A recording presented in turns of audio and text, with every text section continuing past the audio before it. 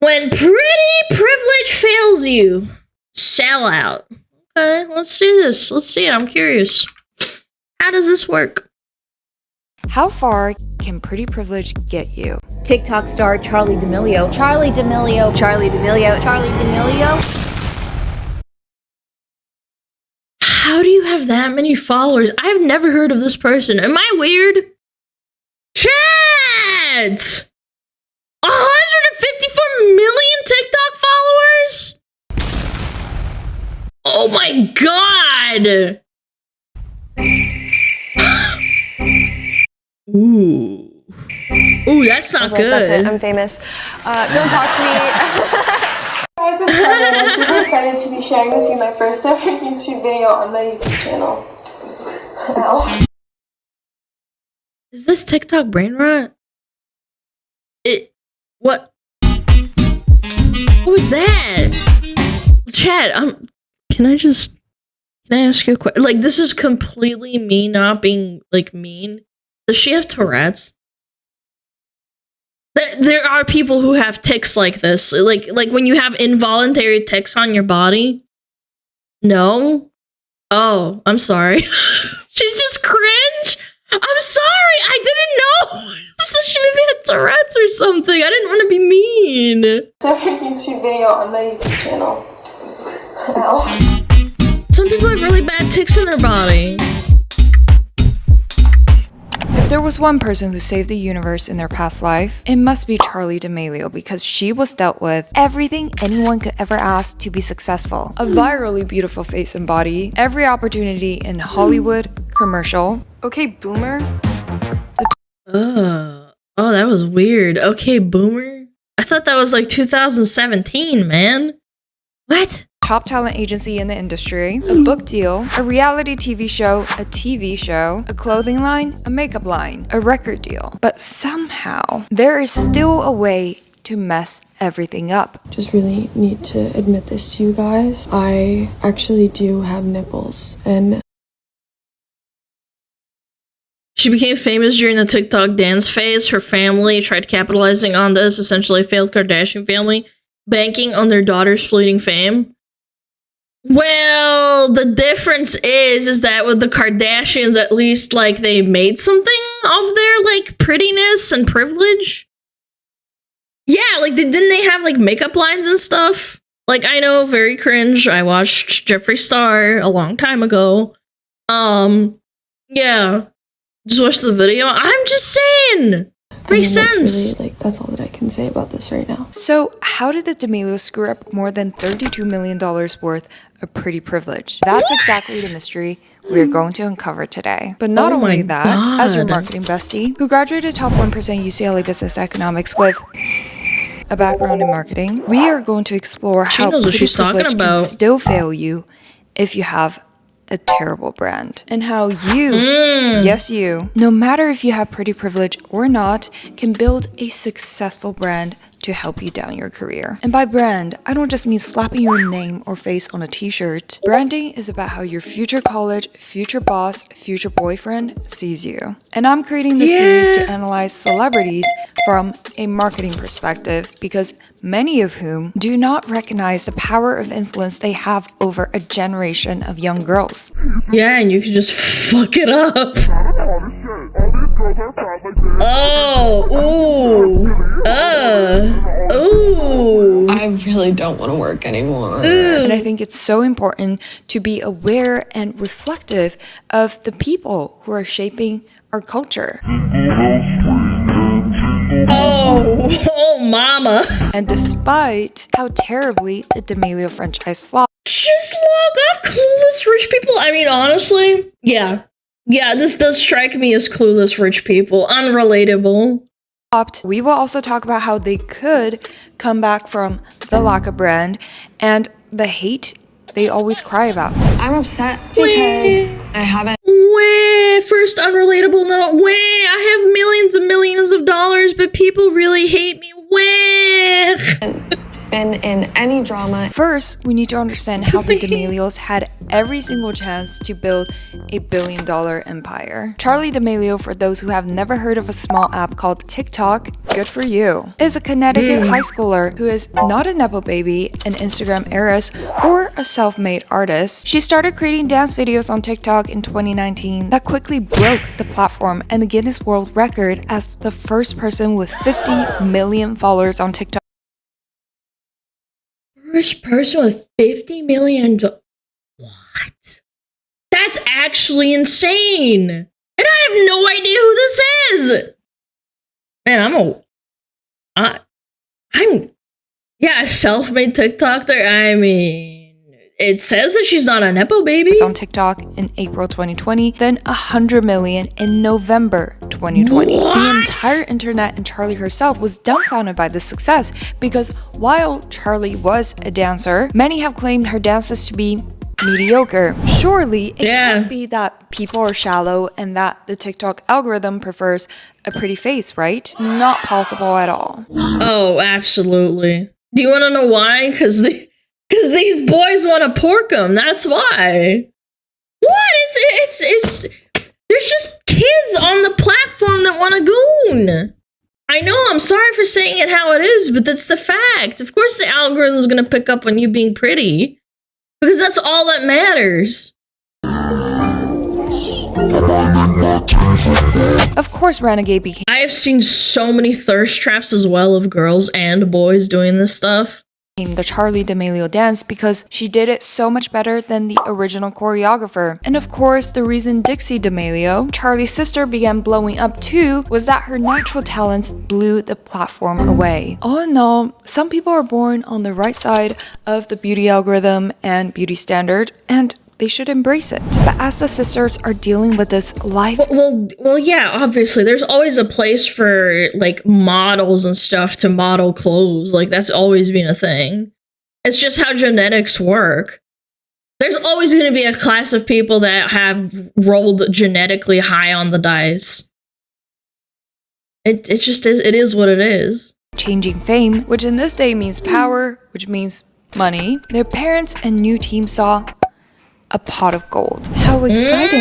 There is so much possibility when the hype is only rising for the girls. They were seen as the model citizens of TikTok and basically had the attention of every teenage girl in the nation. There was so much potential here for them to grow into the icons and role models for the... And also, it probably happened in 2019 or 2020 when there was a lot of young teenage girls on TikTok and social media. Because they just weren't going to school, or they were skipping school, or school wasn't on. Yeah, absolutely. I think that was a big deal. Next generation of young girls. But no, the D'Amelio parents said, heck, we are the new Kardashians. And if you're the Kardashians, then being hot is all you need to build a successful business, right? Wait. Charmin restaurants. Wait, they were sponsored by toilet paper? I had no idea. That's funny. And so what happened next was a big, impressive list of business ventures. But if you take a closer look, you'll start to realize that each is very mid, and that the team behind them is not just uncreative, but literally throwing random shit at the wall and hoping that one will stick. Wow.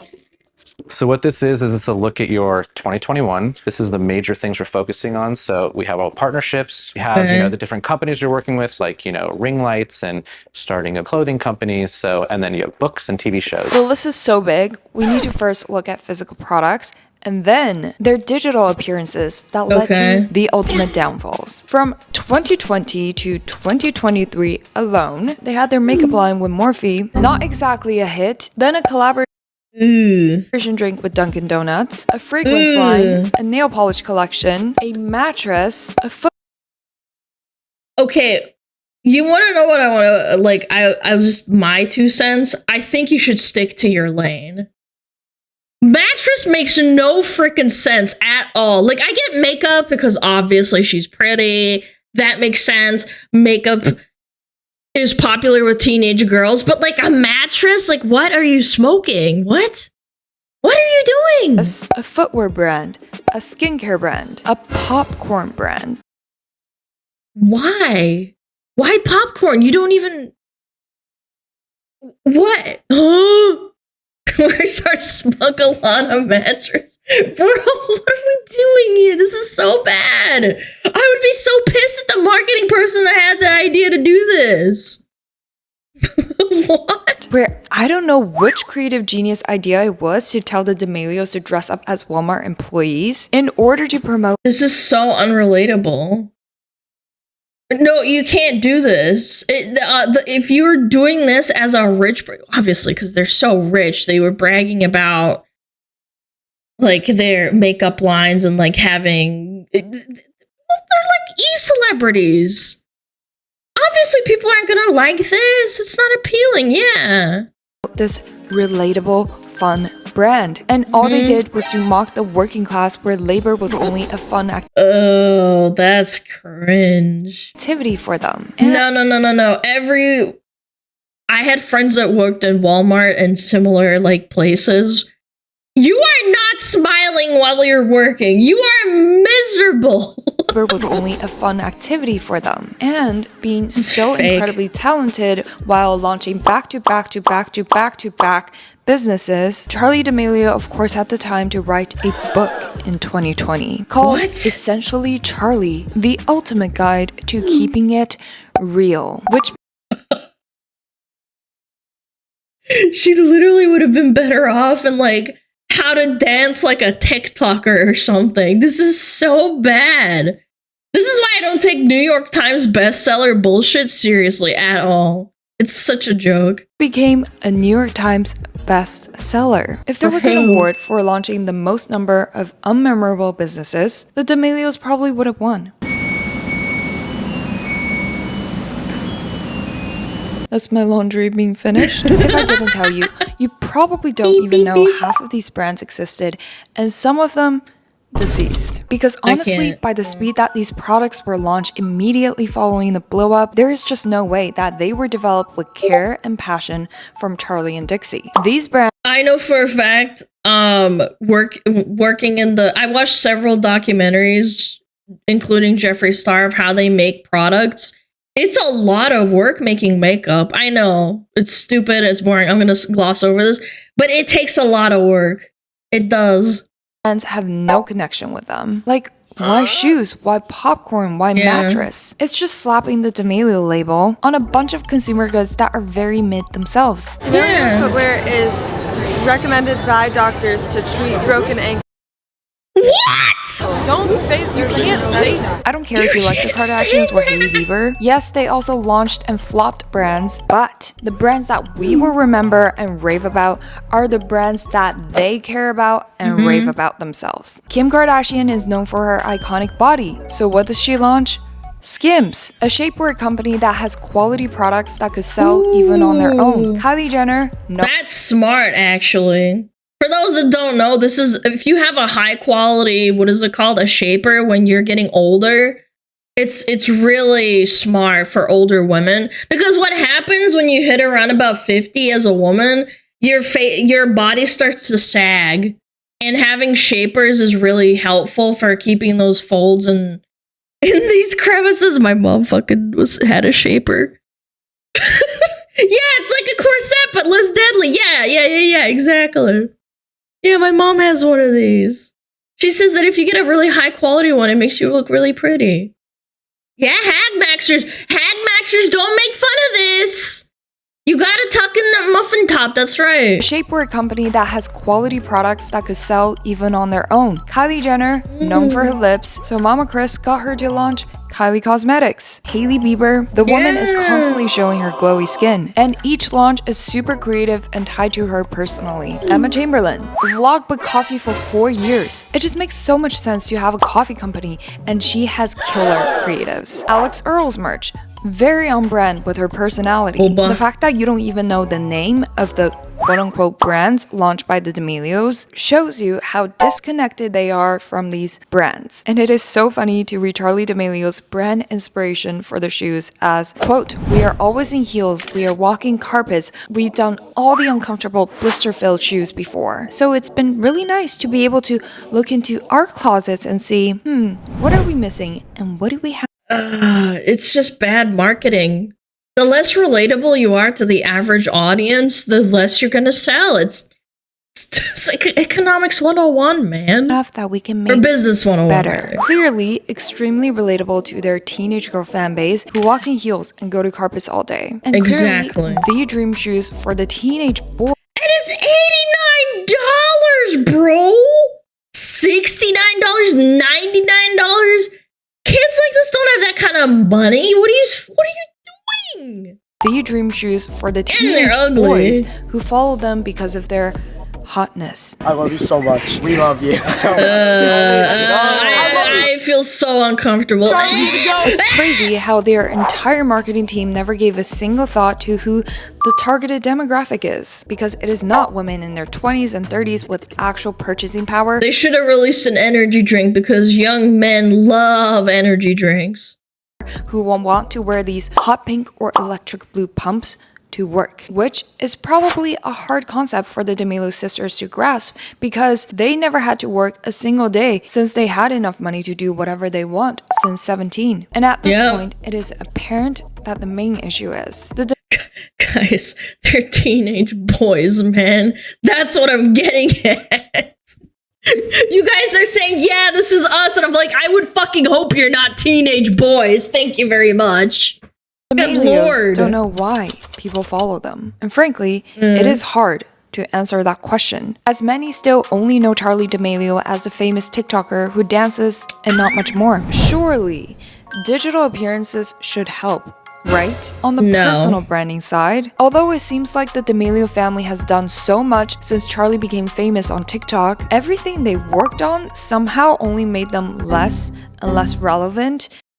That is a yikes. 31,000 views 5 months ago with 9 million subscribers. Ooh, that's a yikers. And less likable. Don't get me wrong, I respect the hustle of the family, where they really tried to emulate the Kardashian grind and did everything possible to stay relevant. But they did not understand the full price of monetizing your family and what it truly takes for a family to become a money printing machine like the Kardashian clan. Either their team is very lazy or has no creativity. Since blowing up, the D'Amelios launched a podcast because every other influencer under the sun did, called Two Chicks Podcast. What? They made a total of 27 episodes before asking the question, that is 27 episodes too many, man. What are we doing? Oh my god. Is what the girls actually want to do, and do they have anything to talk about? Dixie began doing music, and so did Charli. They had their family YouTube channel, which had a lot of backlash since the first episode, where the girls were seen as extremely rude, and in spite of a private chef made meal, Dixie threw it up in front of everyone. That is so gross, dude. Ew. Oh my god. That is disrespect. Private chef throwing up in front. That is so. Look at this guy. Extremely rude, and in spite. Look at this guy in front of his face, too. That's disgusting, bro. Of a private chef made meal. Dixie threw it up in front of everyone, and Charli said it's better to get dino nuggets. Sometimes happens when... Oh god. So dramatic. Do we have any dino nuggets? At this point, Yo, that mom should have fucking smacked her or something. What the hell? Do we have any dino? What are they eating? Paella? I almost said paella. I'm so sorry. Yeah, it looks like they're eating paella. Oh my god. Oh god. So dramatic. Do we have any dino nuggets? At this point, the D'Amelio brand was already out of touch with their audiences, who likely don't live in a large mansion with private chefs, but that's okay. They don't have to build a relatable brand if they want to be more aspirational like Taylor Swift or Billie Eilish. They could keep their mystique and stop doing the mediocre family content. But no, the team behind the D'Amelios wanted them to be the Kardashians and put them on a reality TV show even after the YouTube family channel backlash. While they Why even waste your freaking time like this? Like, what? It's TV shows cost millions to produce usually. Why are we doing this? They have no backstory. They're not interesting. Oh my god, man. lack the very essential elements of the Kardashians to be interesting. I mean, not that the Kardashians are that interesting, Chad. I'm not gonna lie. I never understood the appeal at all. I never understood it. Really. But at least they have something to talk about, I guess? You know what I'm saying? Like they're big fat asses or something? I'm gonna cry, my diamond earring! Sex That's pretty funny. tapes, celebrity scandals, divorces, pregnancies. The D'Amelios are just too normal and unproblematic compared to other celebrities. Yeah, that's true. They did get into fights and punch each other. I remember that. The biggest drama they could pull is Charlie and Dixie hating each other. No, I think it's so cute that you riding on my coattails like really worked out for you. No, I mean, like, that was your whole life. I mean, 2 years compared to 18 is, like, really different. Yeah. Which is so hard to watch because it's not authentic. I was caught off guard and then expected to be like, oh my god. They should say something racist. Oh my god. This is so perfect. Yeah, You know what? Let's put that'll this do song on my it. album. We could do it together. And probably did damage their relationship as a family. What the hell just happened? Like, I thought you were the only person I could really trust in the world. That's not fair to me. So, how are we supposed to live with each other anymore? In addition, the fact that almost every single episode was about the sisters facing hate from people on the internet due to their massive following and massive presence online is very Who wrote this garbage? Is this really the best they could hire? I guess when you don't have $100 million, you can only afford $1 million worth of marketing team, I guess. Yeah, they just didn't have the budget for it. jarring for the audience. Not saying that the hate they're dealing with is not valid or important, but to their viewers who don't understand a life of never needing to work since 17, having the luxury of time to cry repeatedly in a mansion and complain is very off-putting, where there's a lack of awareness of privilege. The biggest challenge they have to face in life is the hate that come from having hundreds of millions of followers, where many cannot even afford. Everybody that even a person who has 100 viewers gets hate every once in a while. Why do you care? You wipe your ass with like gold leaf toilet paper and have a private chef. Nobody's gonna give a fuck about you getting told that you suck. A roof over their heads and have to stress about where the next meal is. The impression of Charlie and Dixie not being appreciative of the capital, money, and power they have is not only unrelatable, but also unlikable. And if they're building brands after brands after brands that depend on their personal brand and people liking them, then if people don't like them, then of course the brands they release every few months flop. In addition to how each product has no soul or passion. I also think that if your target demographic is mainly teenagers and kids, if you release a product that costs $89, that's absurd. I can bring up Jeffree Star again as an example. He made a makeup brand company, but even though the guy is a millionaire and has his own makeup like factory and like he, you know, goes through the process of making makeup and marketing in it, which costs a lot of money. Obviously, it's business. The guy made it affordable for his viewers or his people that enjoy his product because they don't cost an arm and a leg. It's not a luxury product. It's just something that he said that he was going to make. He didn't want to make it an expensive product. You can see that stuff in Target and stuff, not luxury brand stores. into how each product basic- has no basic soul or business. passion. Since the very start, except for maybe Charlie and her dancing, there was not a soul or passion in every project that D'Amelios touched on. D'Amelio footwear is recommended by doctors to treat broken ankles. Don't say you can't. Not a thought in her dome right there. Look at that face. Do you think there's any neurons firing as she's talking? You can't say that.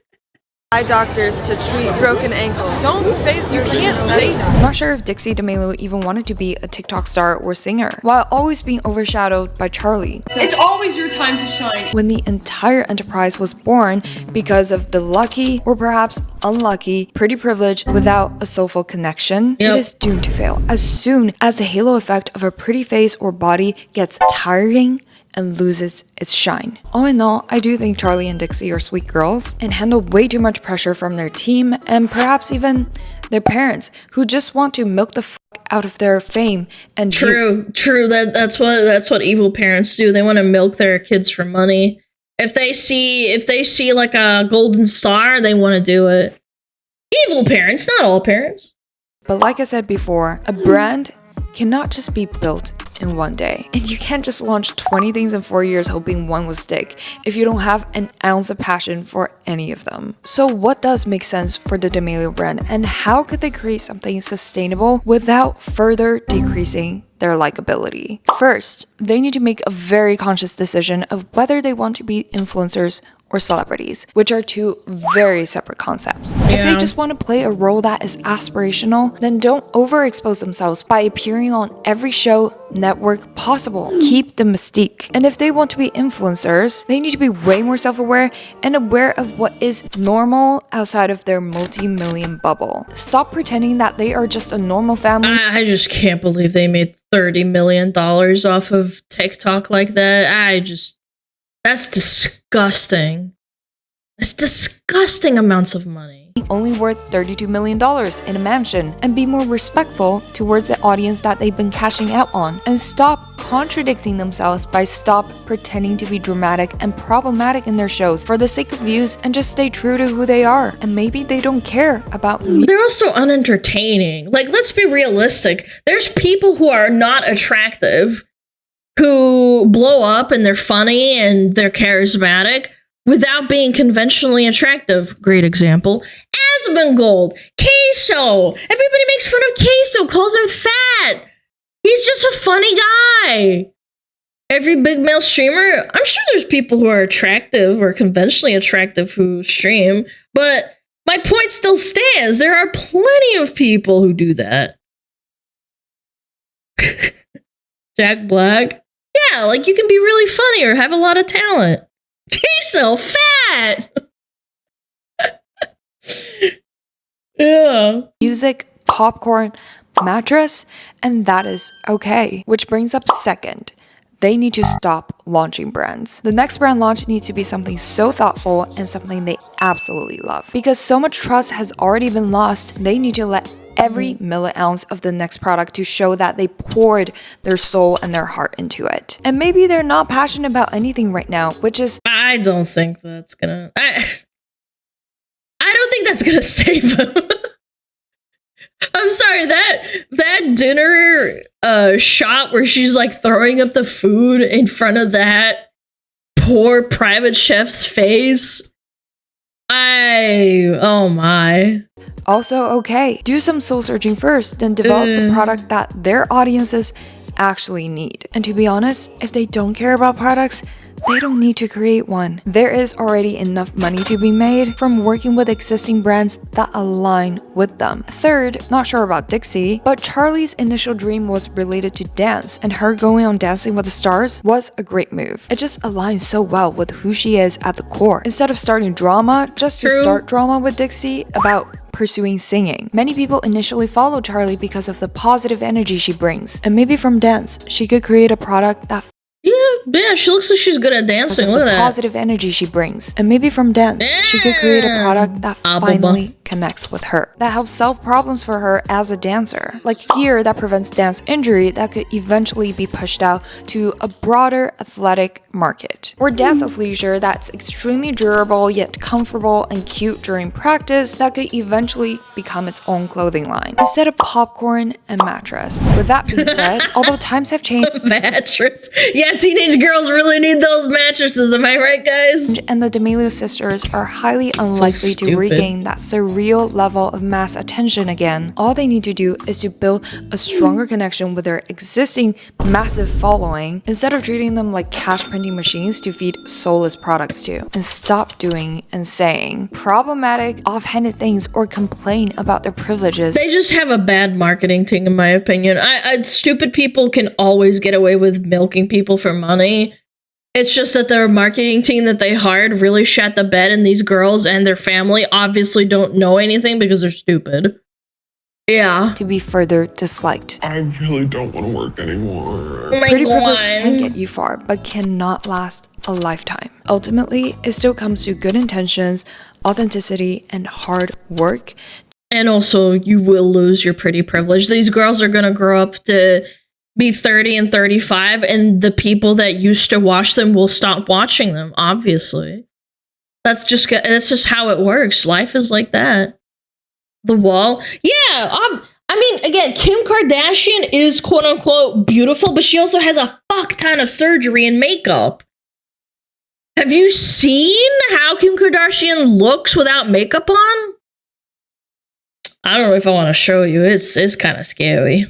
To build a long-lasting brand, which I do believe the D'Amelio sisters are capable of and can have a rise to their careers again if they choose to use their influence for good impact. That's how to grow real influence instead of a pretty follower account. Let me know your thoughts if you think the D'Amelio brand was a flop or not, and comment below which celebrity you'd like me to analyze next through a marketing perspective. This is your marketing bestie, Zoe Unlimited. Share this video for impact, and I will see you next week. That was fun. That was fun. No. That was good. Thank you, Zoe Unlimited. What a nice video. Oh, yeah.